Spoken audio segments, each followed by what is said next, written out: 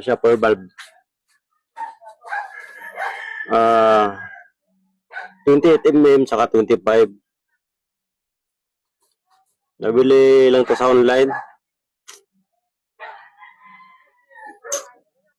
Try natin ikabit sa RS125. So, i-convert natin ng 4 valve Ataka.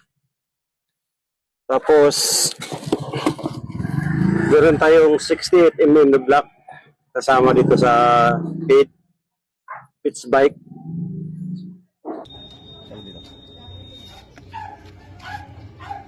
Oh.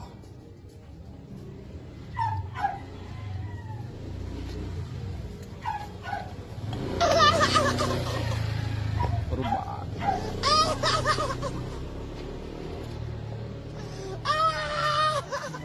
Patayin ko na.